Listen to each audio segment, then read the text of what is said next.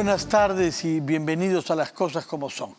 Esta semana es una semana en la que van a haber algunas reuniones judiciales y se tomarán sin duda algunas decisiones que son importantes. Por una parte en los tribunales mismos y por otra parte en la Junta Nacional de Justicia, que en esta época del año tiene que ratificar a algunos jueces, entre ellos importantes personalidades de la Corte Suprema, como la presidenta de la Corte, justamente Elvia Barrios, y del Poder Judicial, así como el juez San Martín y otros vocales supremos.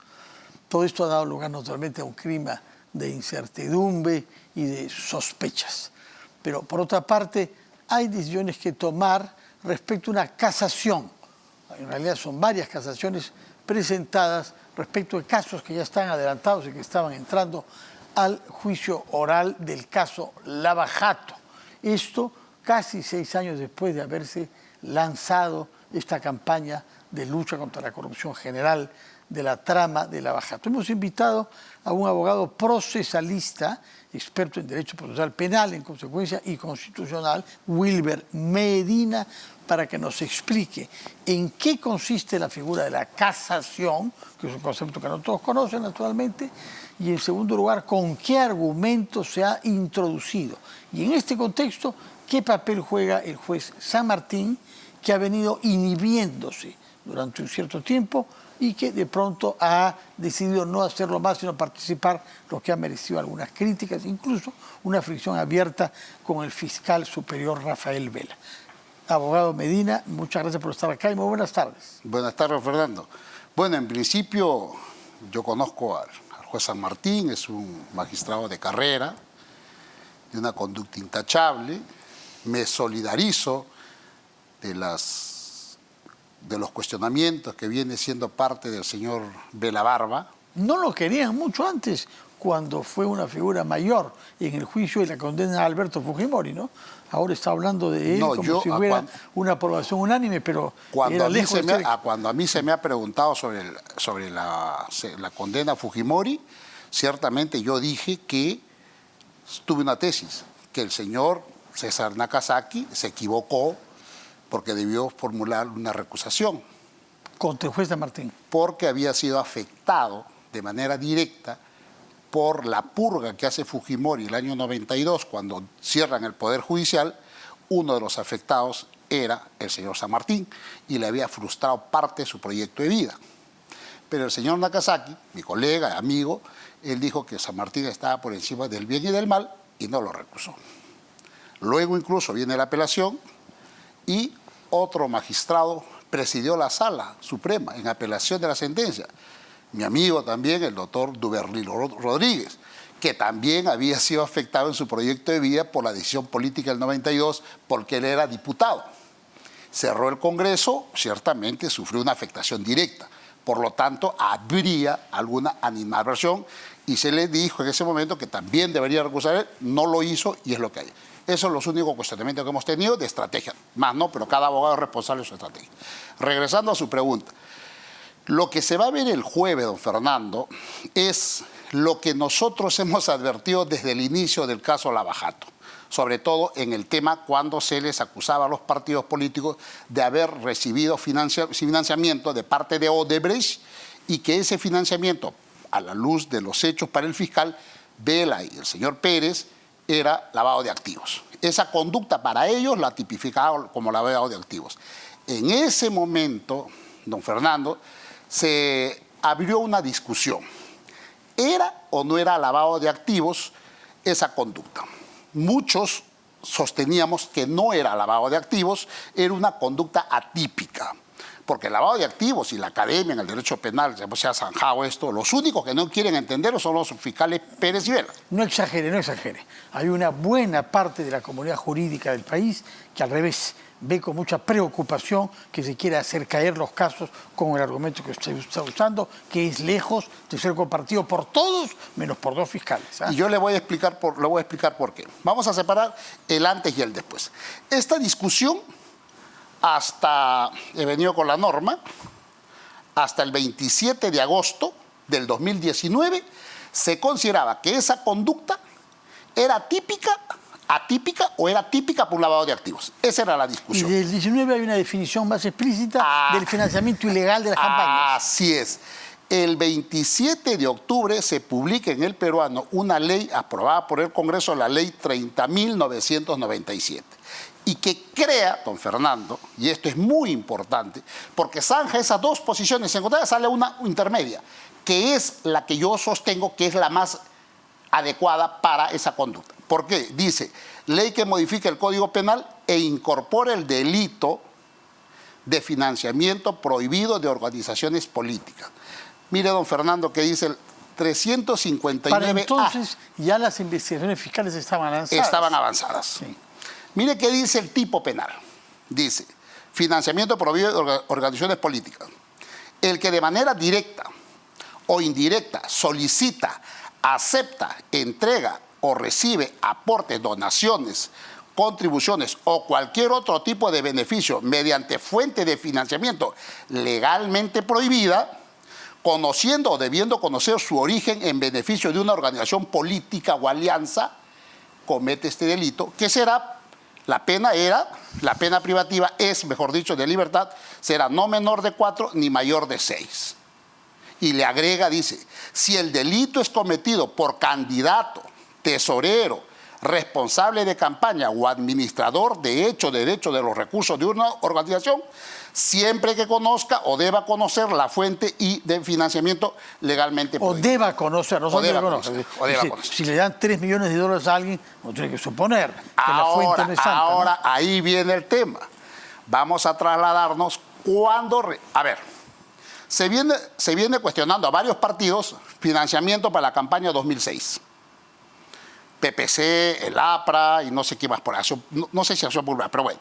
Luego 2011 y luego 2016. Estas investigaciones para todos los movimientos, para los partidos y movimientos, se inicia cuando viene la información de Estados Unidos, el caso Lavajato. Y se salen estas evidencias, aumentar Keiko 500, las declaraciones que hace Barata respecto a la entrega de Nadine Heredia, recuerda. Entonces ahí comienzan a la apertura. Y también al caso Alba Castro, también recuerdo, que dijo que había dado $200.000 a Alba Castro, recuerda. Y Alan García también, ¿no? No, a Alba Castro. A Alan García no hay ahí declaraciones. Pero por supuesto que no. Barata declaró en el Congreso que a Alan García, si le hablaban de dinero, los botaba a patadas de palacio. Lo mismo ha dicho Marcelo. Están las declaraciones. No hay ninguna imputación. ¿Y lo de Navas, su secretario de la presidencia? ¿Desde cuándo? Eso ha sido después de muerto Alan García. El señor Navas se acoge a una delación, después de muerto. Pero vamos al tema materia de la discusión.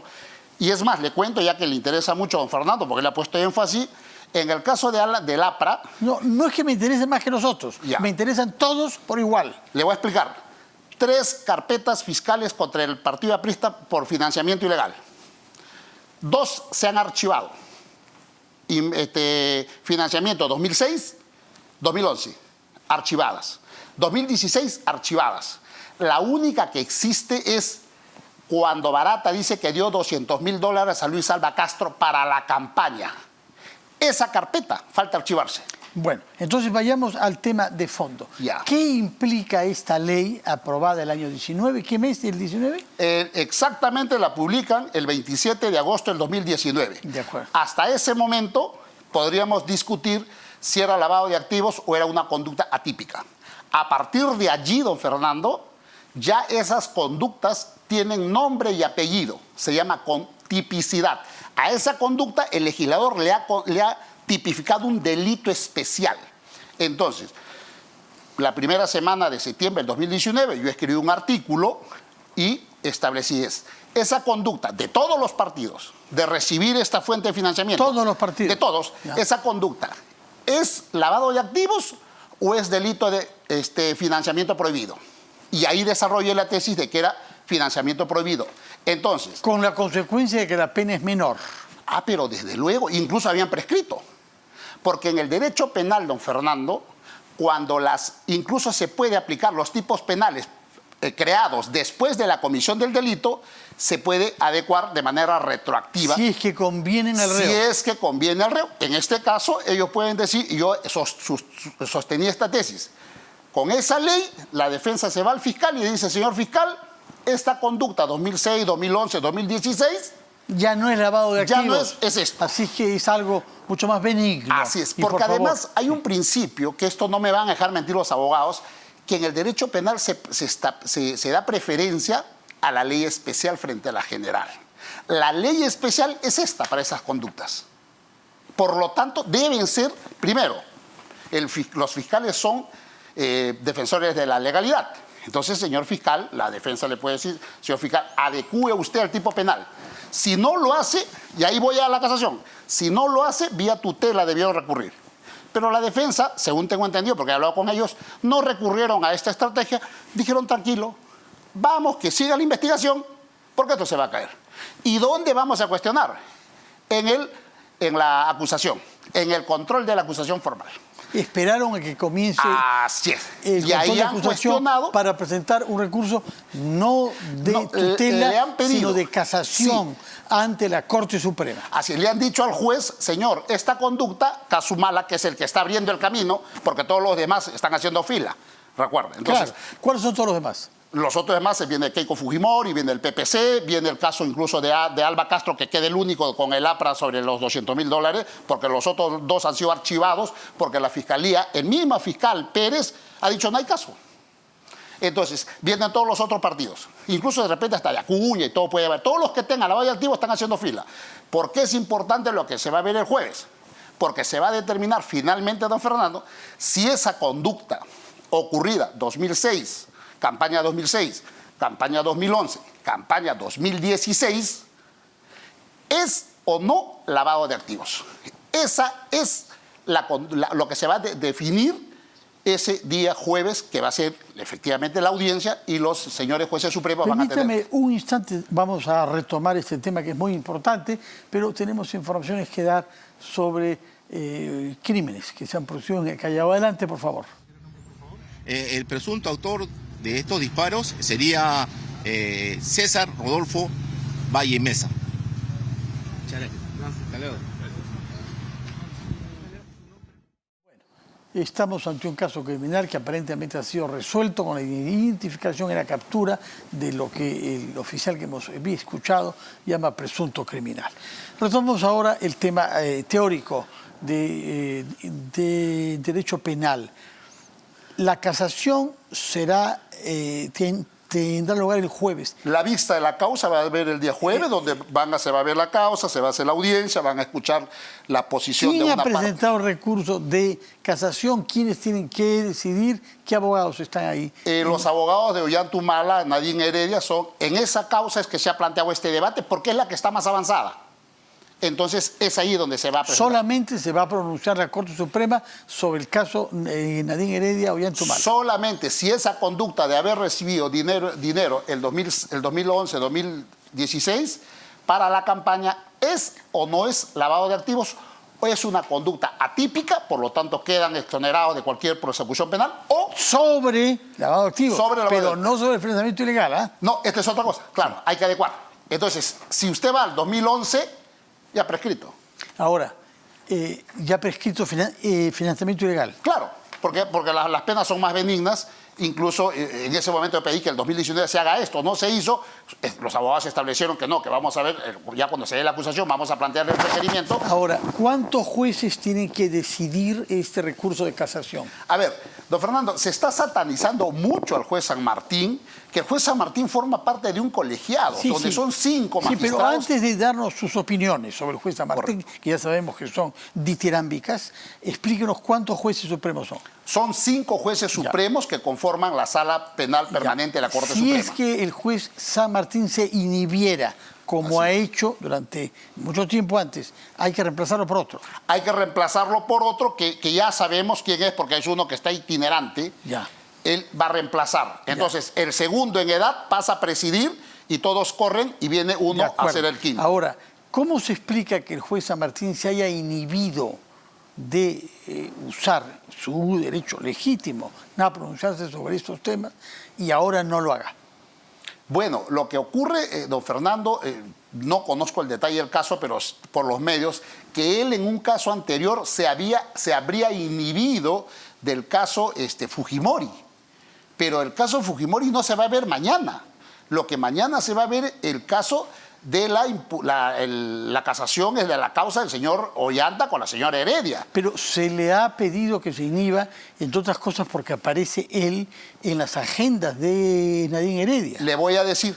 No significa eso que se haya inhibido antes para nada que tenga que ver con Ollanta y Nadine. Lo que le quiero decir también, es... no solo el caso que usted dice. Sí, la inhibición es una decisión voluntaria del magistrado.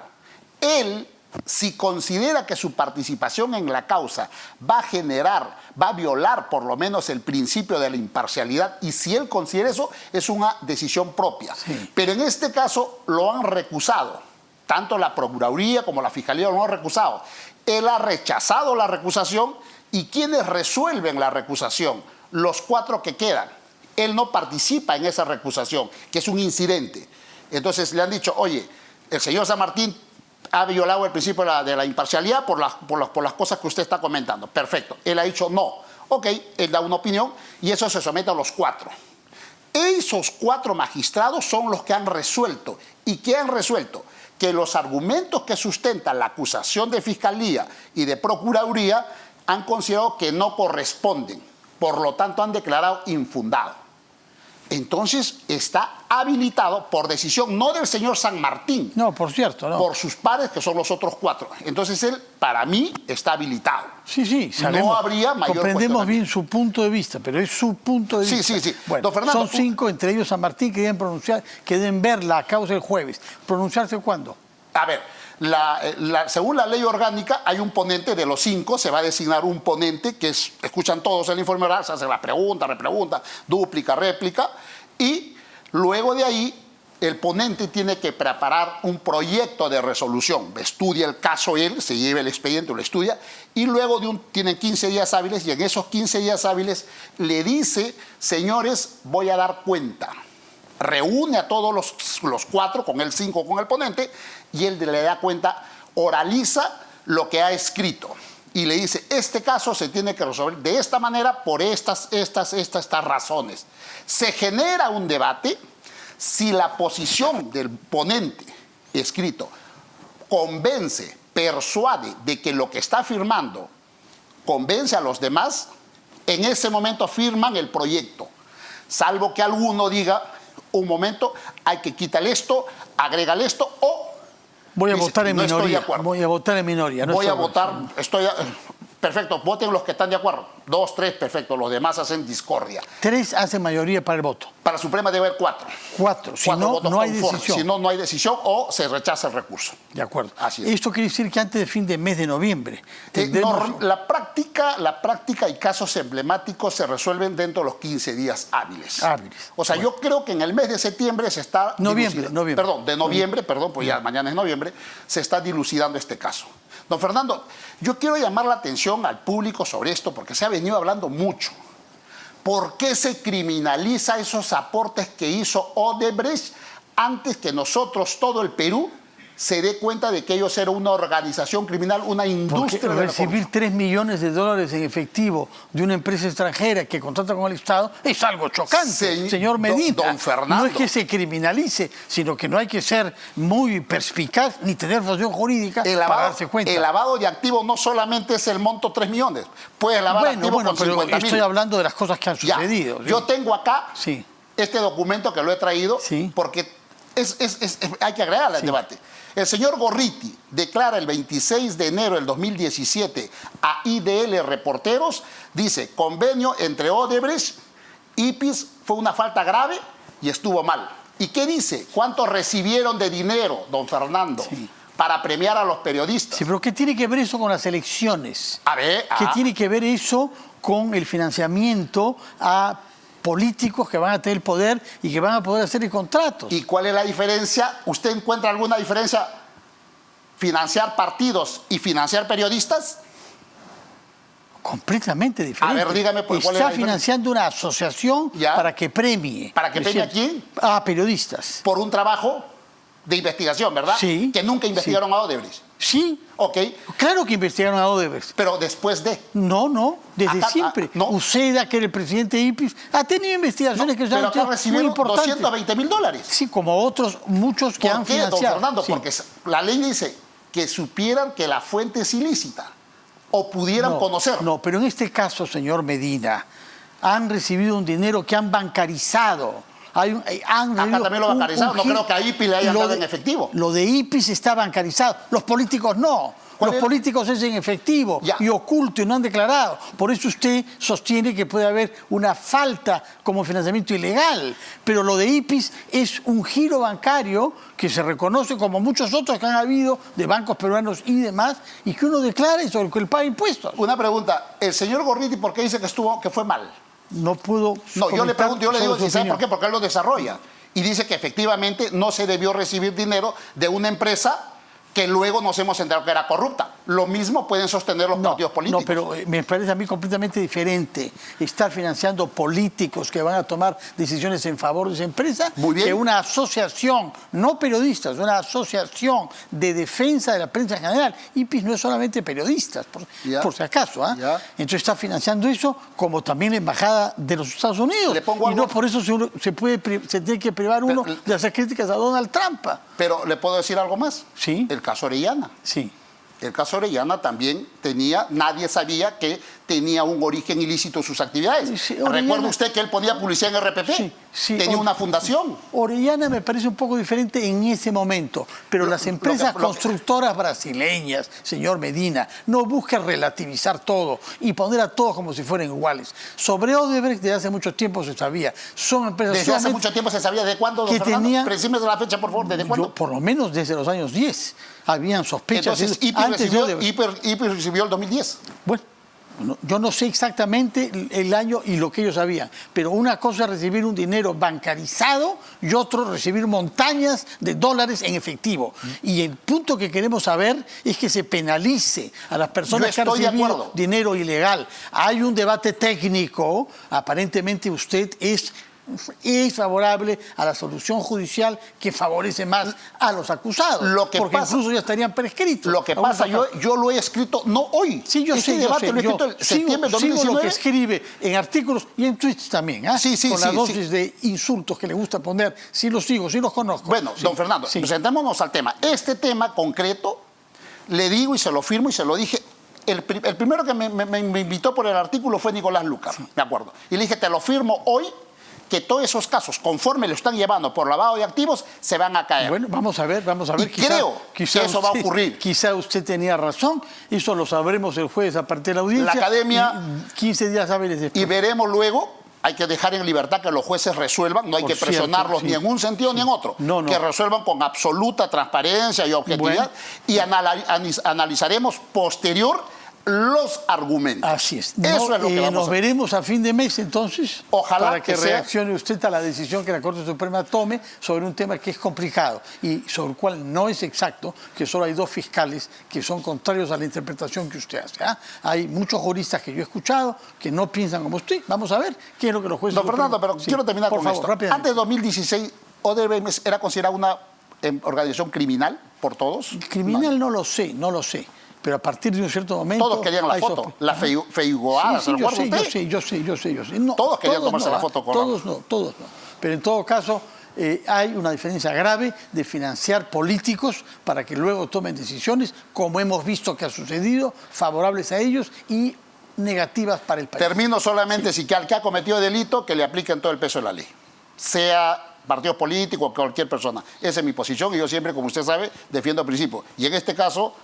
creo que el principio es eso, la ley particular se prevalece a la ley general. Muchas gracias, señor Wilber Medina, por su opinión. Vamos a ir a oír, ahora vamos a hacer una pausa y luego tenemos declaraciones respecto del presunto autor de los disparos que se han llevado a cabo ayer en el marco de una rivalidad entre hinchas de la U y de la Alianza. Señor Medina, muchas gracias. A usted, don Fernando, como buenas siempre. Buenas noches. Vamos a hacer una pausa y retomamos las cosas como son.